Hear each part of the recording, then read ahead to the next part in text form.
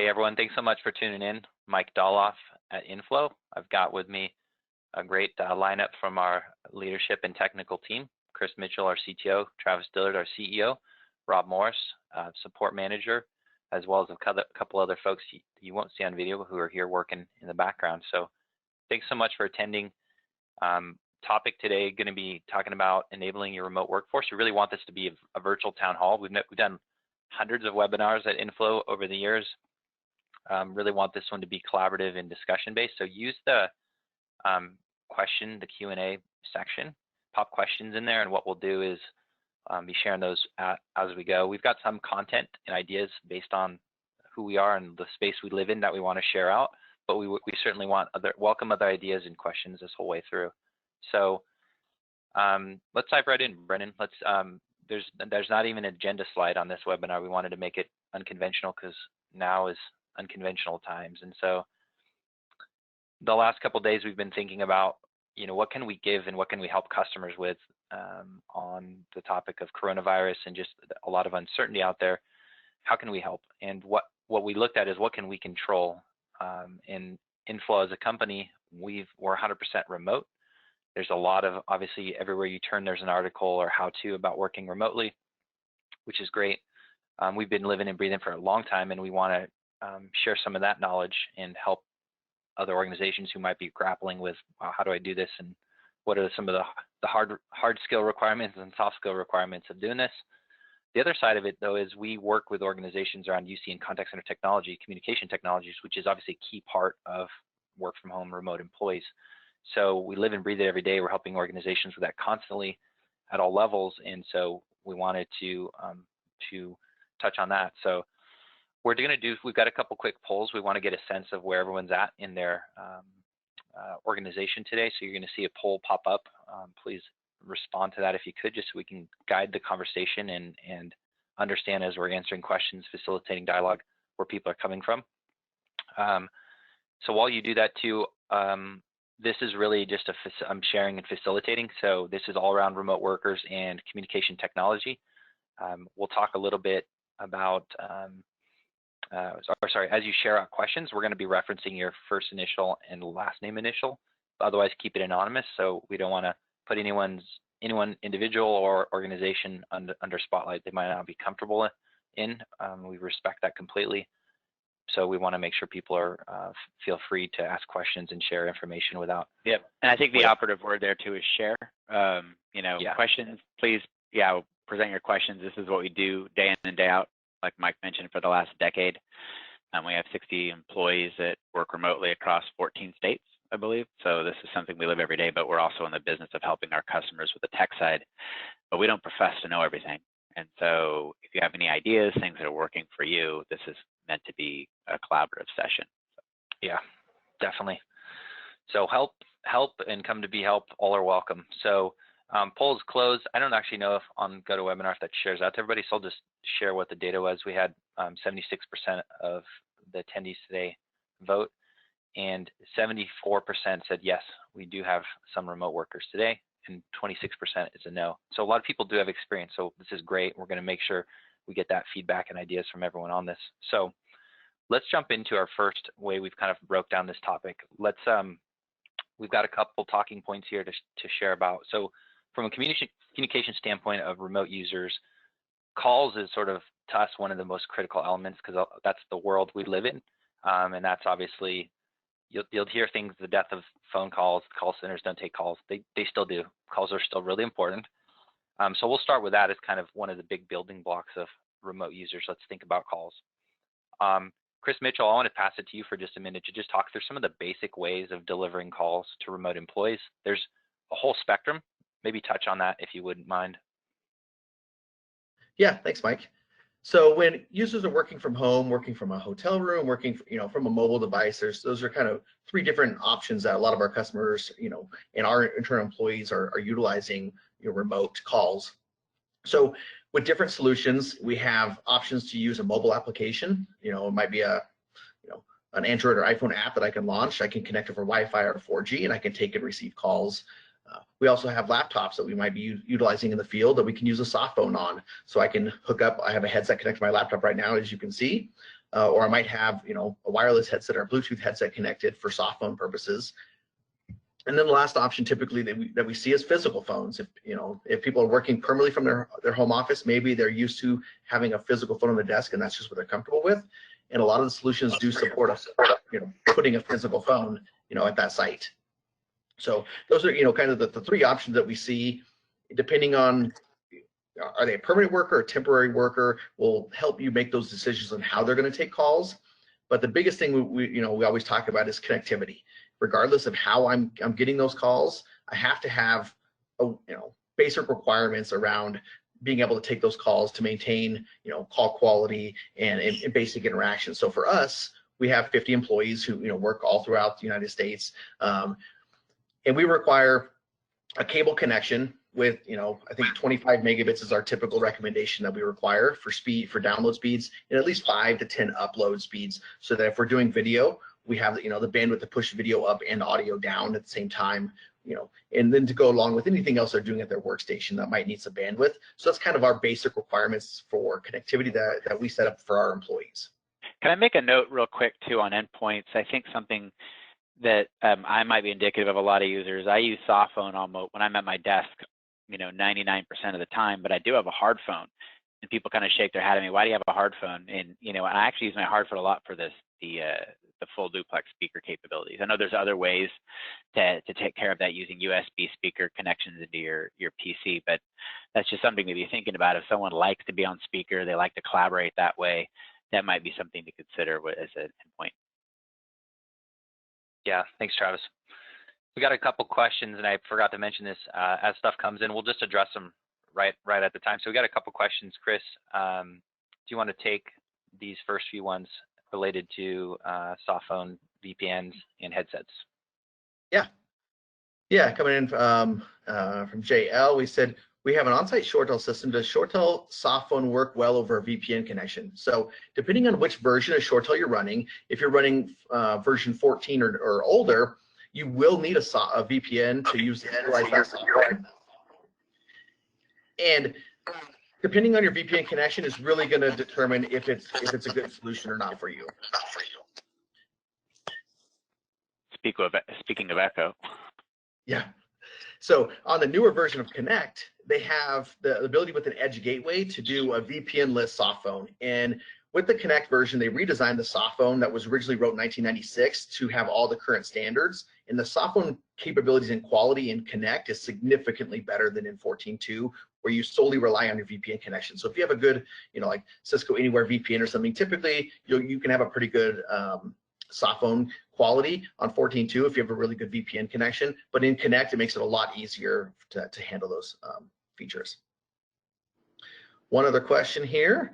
It says, when you get headsets, can you mention the headsets you recommend with good noise canceling? So this is a great question. I don't know if Rob, if you're comfortable, maybe Rob runs our support team. He has about 15 employees who all just take calls on their headsets on soft phones all day long. And I don't know if you have a couple recommendations for headset, on headset requirements, Rob.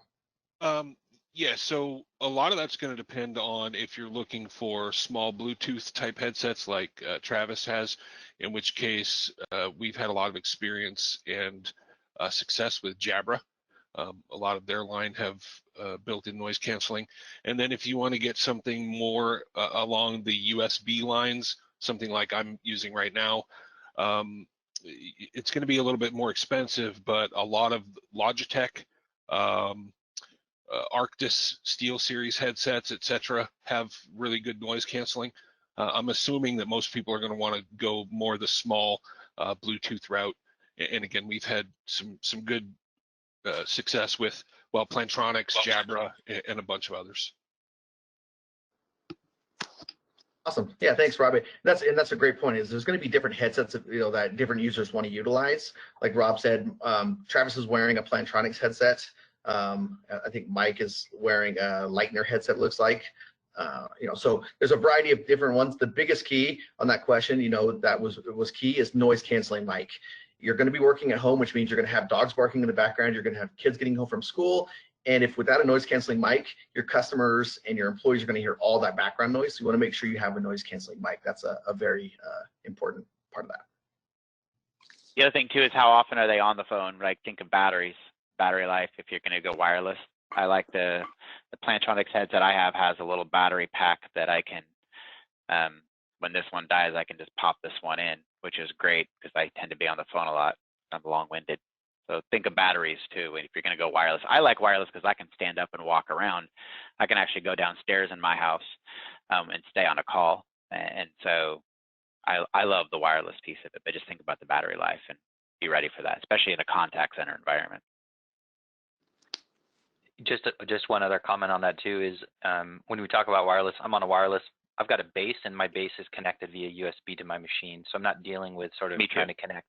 You know, if you've got users that you're worried about their sensitivity to new tech and things like that, this is pretty simple. Most people know how to plug in a USB, and then it's I can see that it's connected through my computer, and I have that button pushed, and away I go. But yeah, speaking of that. Yeah, sorry, Mike. I think speaking of that too, when I mentioned earlier where I like to have my hard phone for the speakerphone capability, I can toggle back and forth between my headset connecting to as a soft phone and then my actually hard phone, my voice over IP phone. That's pretty nice too, if you want to. It's a good backup too, right? If you're having issues with your PC, I can have an IP hard phone and then just route my headset through that. Cool. Sorry, Mike. Go ahead. No, it's good. I think that those are great questions and some good dialogue on the headsets. I've been super happy with Lightner, GN Netcom. We've got great last question or last item I want to bring up on the headset front, unless we have the other ones pop up. Any driver or other issues you guys have seen, Rob and Chris, as far as that present challenges from playing nicely with the audio on the Windows or anything like that that are gotchas people should be aware of? Nothing that we've seen. No. Throughout my support department, we have, tons of different headsets in use. We've got some of the Plantronics stuff. We've got, again, Logitech, SteelSeries, etc. And we haven't seen any kind of incompatibility issues based on any brand at this point. All the drivers seem to be pretty solid for the soft phone realm, which seems to be probably the route that people are going to want to go. Is once it's connected to Windows, the software will just pick it up and run with it. Yeah, great. We've got a bunch of other questions and discussion items coming in, so we'll transition from headsets for at least for a moment into some other ones. Chris, do you want to take that next one? Yeah, I'll take the next two that kind of go together. Yep. Yeah, this is from SR. It says, does the new Connect remote phone option require a certain phone, and what are the requirements for Connect remote phones? So with Connect, if you want to use remote phones, you do need 400 series phones. So that's a 420, a 480, or a 485. Those are the three phone models that are supported by the Edge Gateway. And the requirements are you need an Edge Gateway, which is a virtual appliance that spins up in VMware or Hyper-V. And then you need a remote phone license for each user. That's a one-time license cost for those remote phones, and those licenses can be moved if a user is no longer working at home, you can transfer that license to another user as well. So those are the two things. You need a 400 series phone and a remote phone license to go with your Edge Gateway. That's for a physical phone, and this is it's for context for everybody else. This is specific to ShoreTel MyTel environment, just for others, as we have other systems and folks on here. For soft phone, Chris, requirements from an Edge Gateway perspective and licensing.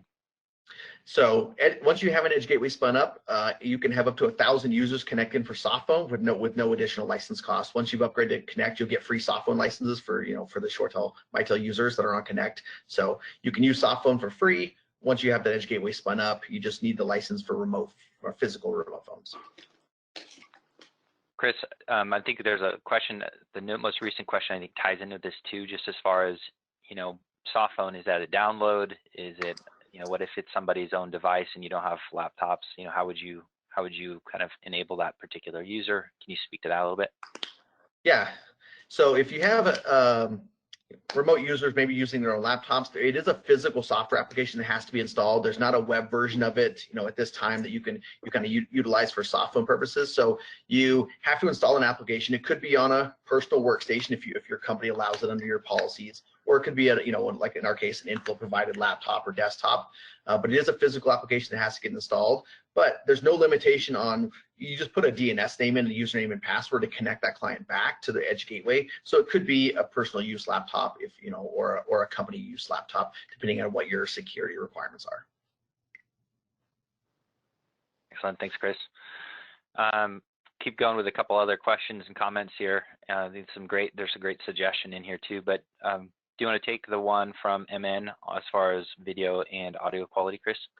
Yeah, it says, does video have an impact on audio quality? And yes, it will, depending on your bandwidth requirements. Is once you, from an audio perspective, you typically only need about 80K worth of bandwidth up and down in order to support an audio call. Once you go to video, the requirements can jump typically up to at least a megabit of requirements, sometimes, you know, higher than that if you're doing HD video and stuff like that. Some, like, you know, life size and Polycom video conferencing systems use up to 5 megabits of bandwidth. So the video and audio paired is going to up your bandwidth requirements, and also desktop sharing. When you're screen sharing out, that's another hit you got to think about. So if you're doing audio, video, and screen sharing like we're doing today, your requirements are going to be upwards, closer to probably to the 5 megabits of upload and download that you're going to need. So it definitely you need to take that into account depending on what type of content you're going to be sharing with your employees and customers. Thanks, Chris. I think there's a great comment and idea here from Jail that we'd like to share, Chris, as well as I think speaking to a little bit on the difference between extension assignment passing calls inbound versus the ability of what SoftPhone does for outbound, right? I think there's some distinctions here to, you know, there's maybe a triage type of scenario here versus a longer term one where you're trying to, you know, basically give the same look and feel to all remote workers. So can you maybe address some of the more recent comments, questions, scenarios here? And now you're muted, Chris. Thank you, Travis. Yeah, I'm ready to address the question here. So yeah, I think it really it makes a difference if you're going to have all your employees remote, like permanently, you know, instead of just some of them. So a lot of our customers have receptionists that are taking calls, and a receptionist can have a soft phone coming in. The soft phone works exactly like a desk phone for that purposes, transferring, looking up in the directory. So if you have all your employees remote, from a reception standpoint, it doesn't really make a difference. The call comes into the client. I say, oh, I need to transfer this call to Rob. I type in Rob's name. I can transfer to Rob. It allows the system to say, okay, I'm transferring this call to Rob Morris. How is Rob set up to take his calls? Did Rob set it up where he just forwards his call to his cell phone? Is Rob set up with the mobile application, or is he set up with with soft phone? The receptionist doesn't have to make that decision. The only decision the receptionist has to make is, do I transfer to Rob's extension or Rob's maybe cell phone number? We recommend just transferring to extension and let the end users decide how they're going to accept their calls. And if Rob wants to use soft phone, great. But maybe Travis wants to use the mobile application and Mike wants to just transfer, forward calls to a cell phone. Let the end users make that decision, and don't put that responsibility on your receptionist. Great. Maybe just a quick rundown to recap and kind of put a closure for now, at least on this topic of Connect, ShoreTel, Mitel specific, of what that should look like, what that should be like.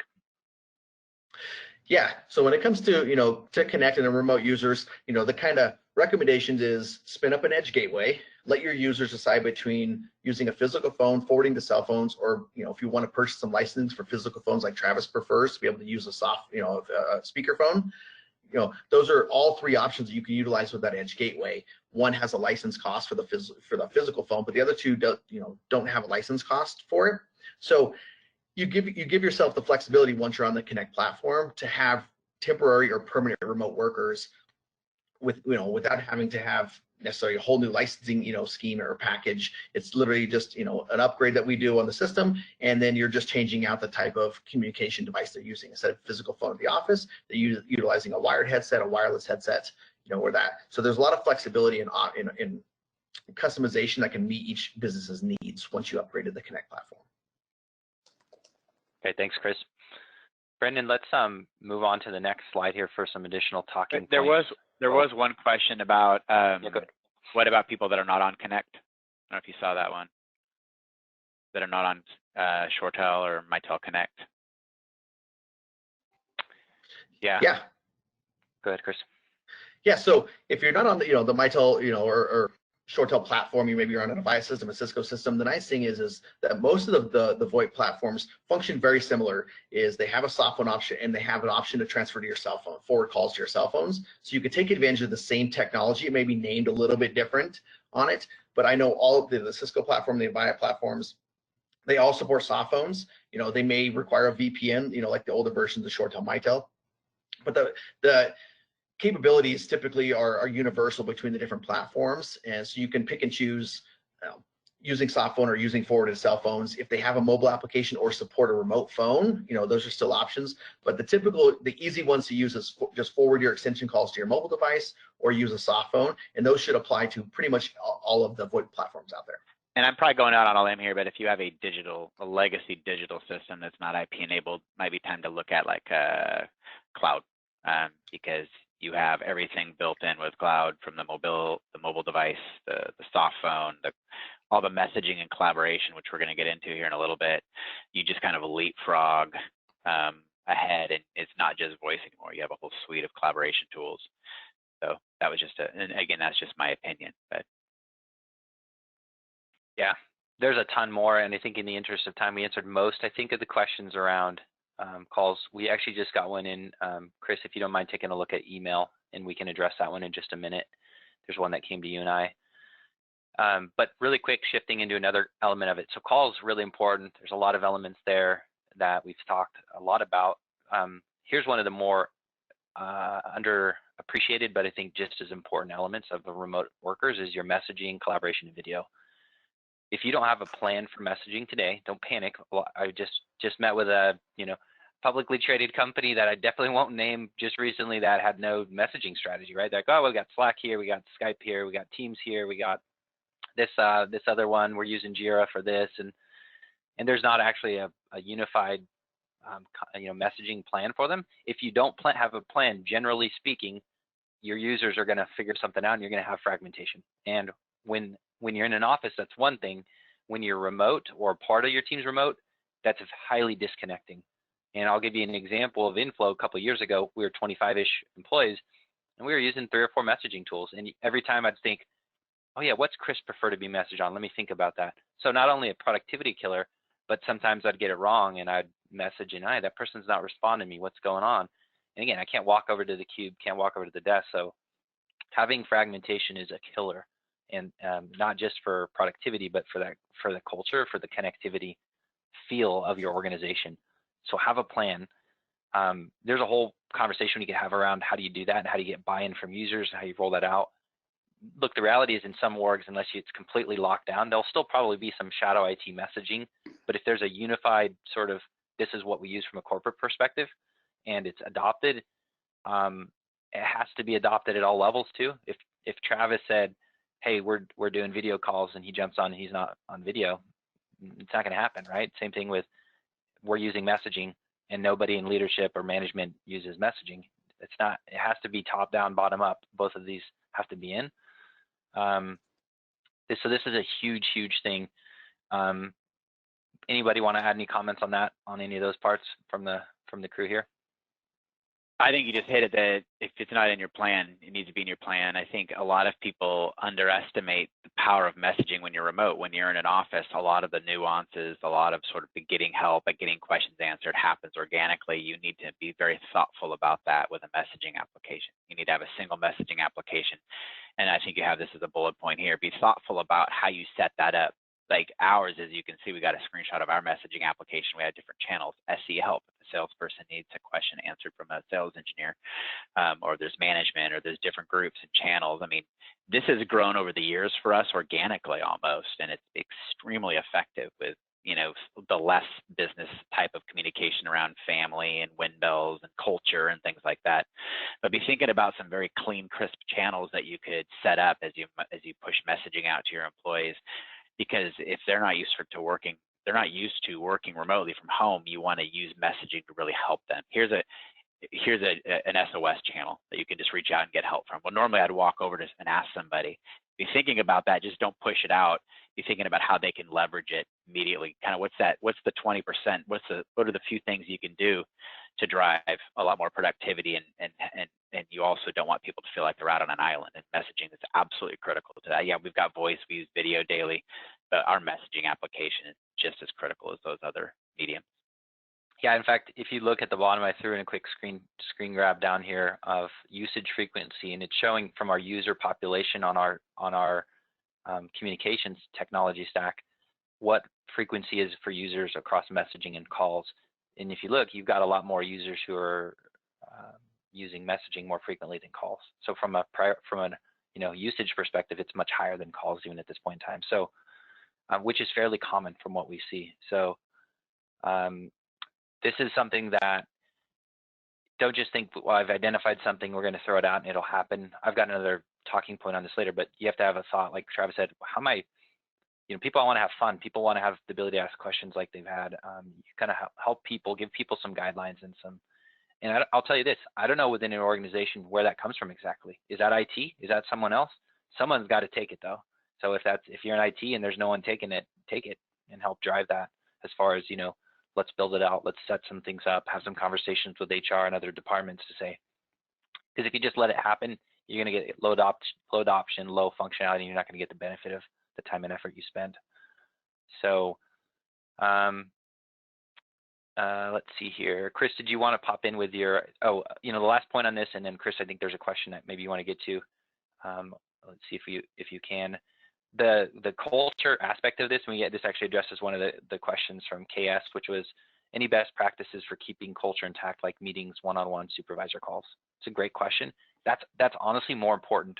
Kind of one of the message I want everybody to walk away is, don't feel alarmed if you don't have remote technology stuff figured out. Work on that, and if you need help, we're here. Here's a lot of ideas, but actually the bigger and more important part of that too is the culture piece, and that's actually a lot more work. So the technology part might seem daunting right now. It's actually easier than the culture piece, and that culture piece is really, really important. And we'll talk a little more on that. So some best practice ideas: use video as much as you can. Again, that has to start and be adopted at the top down. Make things fun. Make things not just all serious and all about work too, but give the opportunity for people to have the sort of water cooler or walking by the cubicle kind of moments. But you have to be very purposeful about what are things you can do to drive that culture for a remote workforce. Come up with things that are different, right? We share out wind bells on one of our general channels of little things that are cool to celebrate something. A great comment, a compliment a customer made. You have to just find things that work for your organization, but be constantly seeking them. We have a family channel where people can post pictures of their kids, and people love that, and it connects them back into the culture of the company, which is just really critical, especially 100%. If they're not used to working remotely. If you're saying go home, work from home now, be thoughtful of those things. Yep. So any other comments on the messaging collab side? I think we addressed most of the questions here. There was one last question there from JL on this that says, what messaging platform are we using at Inflow that we're showing on the screen here? So we're showing a screenshot of the desktop application from RingCentral. As we've grew more and more users, maintaining our data center for all of our users and stuff like that was becoming a strain on IT. That I was running it with a few other people helping. So we migrated over to utilizing RingCentral, so we have a cloud-based system that was easier to manage and support. So this is a product they purchased years ago called a GLIP. Kind of like, it's very similar to Slack. If anybody has used Slack or something like that. So you have direct messages, you have team messages, but then it's audio and video calling built into it as well. And to elaborate on that, yeah, we were using a hosted ShoreTel system in our data center for voice and our contact center. We were using Slack for messaging. We're using BlueJeans and Microsoft, and I think Zoom for video. And that worked really well when we just collapsed it all into Ring, where with one application, we can message, we can use voice, we can built-in video, and we use the heck out of it every single day. So, but before that, we used, Slack worked really well from a messaging standpoint too. Yep. And I'll be the first to tell you that messaging is one of, you don't have to have it all. The RingCentral, and for us that pulled together is really nice. Have the components, whether those are, best of breed or whatever, but have them and be thoughtful about them for sure. So, yeah, great stuff on there. Let's turn to the next slide, if you would, Brian. I know we're coming up on time here. There's so many other great comments and questions and other thoughts. I want to touch for a moment though on specifically if you've got a contact center organization. So if you got users, which we do as well, right? We've got Rob's team support. They're effectively a contact center, remote agents. And so one of the key things is, dashboards and visibility. Got an example of one up here, but if you're used to, you might not even think of it if everyone's been in sort of a space or two different spaces, but they've got visual cues around how busy, should they take a break, some of these things that they're no longer going to have if they're remote. Make that sort of understanding of what's going on with the team front and center for people when they're remote. You can do that. It also creates some accountability, some visibility, some competitiveness if you've got dashboards that are kind of helping people sort of make sure they're on task, or hey, I want to be on the leaderboard, or whatever it might be, right? So there's a whole subset of conversation we could have about this, but the simple idea is have some visibility, have dashboards if you have remote agents, and that's not just I would advocate that's not just a supervisor manager thing, that's a broader team thing when done right. So that's one element. I touched on gamification in there, right? Just again, it's that element of how do you bring fun and enjoyment. People might be throwing a foam football over the cube when they're sitting next to each other as kind of having fun. They don't have that anymore. Find ways to have fun and sort of engage people at a human level. So that's one of those areas that's ties into the whole culture, right? And just making people feel like they're a part of something and not just on an island, even if they are physically separated from the rest of the team. Internal messaging on the contact center, just as important. Do systems have the ability to, contact centers, most of them have the ability to whisper and barge and supervisors can listen, and yes, the less of that gets used than messaging, I would say now. And that's like agents asking one another for help on something. Hey, who should I turn to for this? It's a tool that I think most modern contact centers would have a really hard time living without and effectively without, especially so if you're remote. It just doubles that. The last point here, conversation analytics. I actually have a little quick, you don't realize if you're in an office environment how much you're just soaking up, or your reps are soaking up from other calls and experiences they're hearing nearby. The sort of white noise, if you focus in on, they're learning how someone overcomes an objection or how they handle this particular question about a product. If you're remote, you don't have that. And so many years ago, I was trying to find, how do I do ways for our company of having our reps and sales reps and inside sales reps understand what people are talking about if they're not next to them. Conversation analytics is what has sort of grown over these years, and that's what we found. It's an amazing technology for contact centers. It helps so much more too if you're remote, because people aren't hearing those conversations. What it is effectively taking your calls, transcribing those, turning those into structured data, and then giving you all sorts of analytics on it. And that's analytics you could look at from a supervisor manager perspective, or stuff you can democratize out to your team so that they can understand what they're working on, what they can improve on. I put a little snapshot of one of the conversation analytic tools we use down at the bottom that's highlighting the politeness category for our contact center, our support team, just from a snapshot in time. So what percentage of calls have good closing language in them? What ones have good greeting language in them? General courtesy, how are we rating in it? So you get a sense of some of the sentiments and some of the things going on. The use cases are huge, and we take up a ton of time with it, but I'm super passionate about this topic because I think for remote employees, this is a huge area to lend visibility to what your colleagues are doing well, also from an individual self-improvement standpoint, also from a management supervisor accountability standpoint. There's quality assurance, voice of the customer, customer sentiment, absolutely critical. And it's actually relatively inexpensive technology. Yeah. When you're in the Very cloud. accessible. Yeah. And we're really excited about conversation analytics, Yep. with artificial intelligence and some of the things you can accomplish with it. Yeah, 100%. So for remote, and I'm saying this for contact center, even non-contact center agents, sales teams and other people, this is a technology that's highly, highly useful, especially in the remote world. Anything else? Did I miss any questions and any comments from the team here on contact center specific? No, it ties into the question before about what's the cadence that we use around video and meetings, and that varies by department. I know the leadership team, we have a bi-weekly huddle, Tuesdays and Thursdays. I think every department, some departments have quick 5-10 minute morning huddles. So we have departmental video, and it's all video. Everything's on video that we do. And then once a month we have an all hands company meeting via video. And so I think it depends on the cadence and the duration. We're big on routine cadence and ongoing huddles. That really kind of pulls everybody together every morning or every afternoon. Same with your contact center. Yep, that's great. Yeah, and actually, I didn't think of that story, but for myself, there's been times where we've had new employees on and I haven't met them in person for many, many months.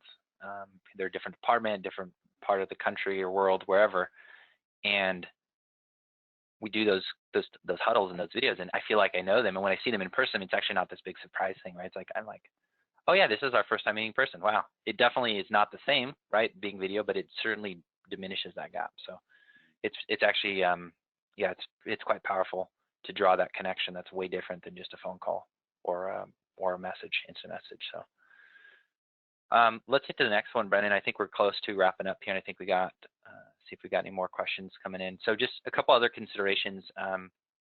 There's a whole spectrum of enabling a remote workforce, forwarding calls, lots of things.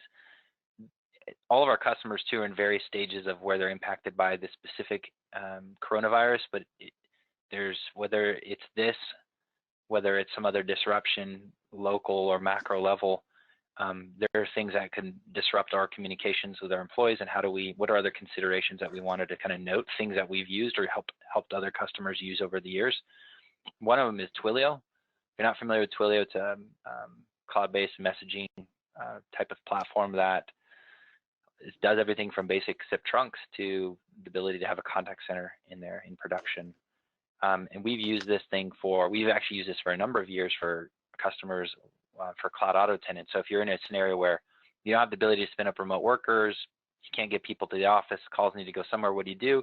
Let's build it. Let's build a really quick Cloud Auto Tenant that we can point your main number to and play some messaging and have that distribute calls out to some cell phones or whatever. Or text. You can text enable numbers with Twilio, so you can receive inbound SMS, text, and distribute that out, which is really critical maybe in a time like this. Yeah, this is like your Swiss Army knife for communications effectively.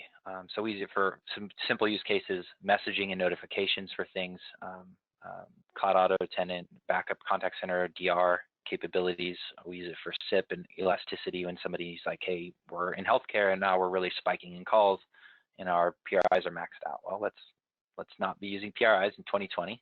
Let's move off of that, right? It still happens. No shame game here, but let's get some ways that we can kind of enhance that. So Twilio is a great technology. If you're not familiar with it, plug it in here because it really is a Swiss Army knife. In cases like this, there's so many areas where you might be thinking you're stuck. Hey, the business is asking for this. You're in IT and you're saying, I can't do that. Well, maybe you can. Twilio is a pretty good utility knife. So that's one thing. Cloud, obviously, this is not a sales pitch by any means, but cloud it's been a big enabler for Inflow, like we've talked about from our company. And this is a scenario where if you're on cloud today and you might not be on this call then because you're probably like, I got this figured out. So that's not 100% the case, but I think that's a big part of it is it's giving you access to a lot of these key pieces versus maybe a phone system. A prem phone system was mostly that. Maybe there was some instant messaging, but it usually wasn't the rest of that communication stack. Most of the cloud players and platforms are in this space where it's truly more unified communications, pulling these things together. And it eliminates a lot of the conversation we had as far as specific things around connectivity back to data center and things like that. Some of the pieces are there, but it's certainly greatly simplified. Yes, you need an internet connection, but even things like instead of needing maybe a soft phone, a SIC client, WebRTC and other considerations of making it even that much easier for your users to just pull up their personal laptop, go to a URL, and be taking calls through that machine, simplifying some of that sort of back-end IT stuff. Well, and I think some of the benefits that people forget about with cloud, obviously you've got a built-in solid disaster recovery business continuity solution, which is handy with something like this that we're dealing with coronavirus or others. But also there's a lot more ease in integrating to CRM systems or other third-party value-add applications like conversation analytics, like artificial intelligence, like those types of things. So it's a lot easier to snap technologies together to get a lot more value for the business in the cloud. Yep. Yeah, and you'll see, and I think this is obviously there's, I'm sometimes cynical, sometimes optimistic, but you see a lot of the technology cloud providers right now saying, hey, we want to help out. Here's free this, free that. And there's a lot of that. And are there some strings attached? And some probably, but there's a lot of people are actually trying to do good. But the reality is their platforms and systems this is like Travis said, this is what they shine in scenarios like this. So if you want help, questions, guidance on any of that, obviously we're here to talk about it. But that's just something that is certainly in the back of everyone's minds. I think this cloud adoption for UC has been pretty slow over the years. This potentially is something that speeds that up for a lot of orgs, because we got to figure out, we're having a lot of conversations with people right now who are saying, hey, we've been talking about that for a year, can we do that next week, kind of thing. So we'll see where that goes, but that's, I think, something. The last one I'll mention, BPOs, business process outsourcers. If you don't have good connections, or this is more centric, I'd say, to the contact center, but not exclusive. Business process outsourcers, people think, you know, it's basically in the contact center world an outsourced call center. Do you have needs or capabilities, relationships established there? There's lots of bad BPOs, there's lots of great ones, but this is an area where that elasticity, or hey, we can't get our staff spun up remotely quick enough, but we need to take mission critical calls. Having these relationships are key. Also a geodiversity thing, in case, as we can see, coronavirus is spreading globally, but does it give us some capabilities here to have some work going on in an area that's maybe not as impacted? So just a consideration, and again, if you need connections or thoughts or ideas in that space, we know that space pretty well, can point you in the right direction happily. So that's it on that front. Any comments from the panel here, and anybody from the outside we missed to comment on? I think we're good right now. Been covering them. Brandon, you want to go to the last one as we wrap? I know we got some folks dropping off because we promised a half an hour and we've ran long. Surprise, surprise, Mike and Travis and Chris and Rob on a call, and we ran long. It's amazing. Never would have predicted it. So here's some, I'm just kidding. Rob's like gonna punch me after this because he's not long-winded like me. You can't, because Rob's in the Midwest. He can't punch you. Yeah, he's Midwest nice. So right. So just some kind of takeaway items here to hit some big points. So from a remote worker communications technology standpoint, this is your opportunity, whether in IT or a different part of the business, to enable the technology to help bear hug your employees. This is about connectedness. People need to feel connected. More so when we're dealing with things like social isolation and these other big topics from a global perspective, but from a technology and from a work perspective, if you're able to continue working, there's this is a key thing. You're trying to help bear hug that, bring people together through technology. You want to keep people motivated. You want to keep people productive. You want to help them be accountable. These are kind of key elements to that. So that's some of the context around what we talked about and what we're striving for. So just to not lose sight of the big picture, that's what we're trying to do here with whatever we're doing around communications technology. I already hit on this, but the tech part is the easier part. The culture part is the harder part. You gotta, you might snap your fingers and be remote workers up and running and taking calls, messaging. You're not going to snap your fingers and have your org's culture adapt to that if you haven't had remote workers before, if you're expanding that. That takes time and effort and deliberate. That's a whole different session, and we're happy to talk on that too, because I think that's such a fun and interesting topic. But your goal, though, is if you've got on-site or remote, or now you're fully remote, how do you have those workers function together?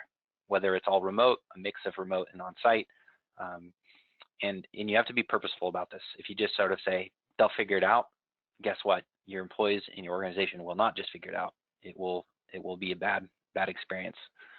Same thing with training and adoption. You leave it to people to figure it out, and some will. But you also don't have the benefit of people sitting next to each other, your power user who's like, oh, let me show you how to do that. Because if the other person's not even using the messaging platform or using some desktop share, they're not going to be able to do that. They're not sitting next to him. So don't leave that to chance. You have to be very purposeful about that. I wouldn't say we cracked the code on that, but I think certainly training channels and messaging, having IT be accessible, or whoever's doing the training enablement part, don't overlook that. It's so critical. I think the challenge that I would encourage everybody to think about too is, don't just limp along with where we're at right now. If you have to make a change, if you're forced to doing something, look at it as an opportunity to improve the employee and the customer experience. Don't set the bar of just, maybe we need to initially just go like for like, but how do we make this better? How do we use this unfortunate and disruptive time we're in right now to actually make improvements, to grow things, to give people opportunities? And I know that sounds maybe too high, too high of a goal. I think we should aim for it, though. I think we should, and I think that's what organizations that really are going to be able to adapt and be agile right now are, I think, going to be able to do that. And they're going to differentiate your organization, and you're going to have, success helping people feel connected and your organization needing to function. Go ahead, Travis. Well, I think we didn't talk a lot about it today. We talked a lot about how to tie in your people, but there is great technology out there to improve the experience of your customer's experience while helping alleviate maybe some of the load on your staff. You know, self-help. There's different channels like web chat, knowledge portals, community sites. You know, all those types of things to be thinking about. So yeah, technology is great, cloud great, digital transformation is great. Helps us, you know, maybe get remote quickly. But also there's a plethora, a host of tools that you can use to really help enhance that customer experience, and not just in tough times, but all the time. Yep. Yeah, I think those two are very tightly interrelated too. If you are worried about customer experience, your employee experience usually is a big driver of that, right? So if they're disconnected, disengaged, not having tools they need to do their job well, that's going to absolutely reflect in your ability to service customers. So that's the main. Rob, you've been talking over me so much here. Anything you want to add? Chris, same for you. Yeah, you just can't get a word in edgewise with you around, Mike. I know. No, you know, the only thing that I really want to touch on, and it's been hit pretty heavy, but is the culture. Video. If you've got people working remotely, the more video you can do, the better off you are, because that helps. I mean, you get the FaceTime. You might as well be sitting across the table from the person. So that's a big focus. It's a hard piece to grasp, that remote culture, but it's very, very doable. And of course, we can assist with that in any way possible. Thanks, Rob. Chris, any thoughts? Last thoughts? Yeah, I would say, we get a lot of questions from how can we help with making sure the call quality and video quality is going to be there. So there's a number of platforms, cloud platforms that have tools that we can, send you links to, that you can have your employees at their houses log on to, run a test. It'll tell them how many concurrent calls they could do, if they could support video. So there's a variety of tools out there that you can have employees run it who are going to be working from home, potentially, short-term or long-term, just to validate that they have enough bandwidth that can support working from home. Fantastic. Yeah, great suggestion, and happy to help provide information on it, guys, so you can test that out. And I guess my last piece that I would mention is just, this is what we do every day. We live it for the last decade, and this is how we help our customers. Digital transformation, cloud adoption, contact center, customer experiences. We live, breathe, and eat this stuff every day, and we're happy to help you. And that's just chatting with one of our people, bouncing ideas off us, brainstorming. We want to be here to help you through this time. Yep. Yeah. In closure of this, and I appreciate you guys who've stuck with us here as we've gone a bit long, but get in touch if you've got Brendan will send a pull out in a minute here, but if you have further questions, have further ideas, want to talk one-on-one on something specific in your environment, get in touch. Customer or not, we're happy to chat with you and share whatever we can. We'll also be doing the recording will be available, so if you want to pass this on to anyone in your org, if you had to jump off early and you're not hearing this now, we'll get a recording out. And then also, we'll probably be doing FAQs and some consolidation from a written format of some of this knowledge to try to package it out, get it out to you, and have that be iterative, because we imagine this will be something going on here for the next while, that people won't be, just next week picking up the phone saying, hey, I need to figure out what we need to do for remote employees. We're mindful of that. We'll keep this kind of dialogue going. So that's more town hall sessions to come in the weeks to come. Yeah, certainly want feedback of if was this helpful, what could we have done differently. We're just trying to create a spot for dialogue. So please complete the polls. Thank you guys so much for tuning in. Really appreciate your time, and here to help any way we can. So thanks so much, guys.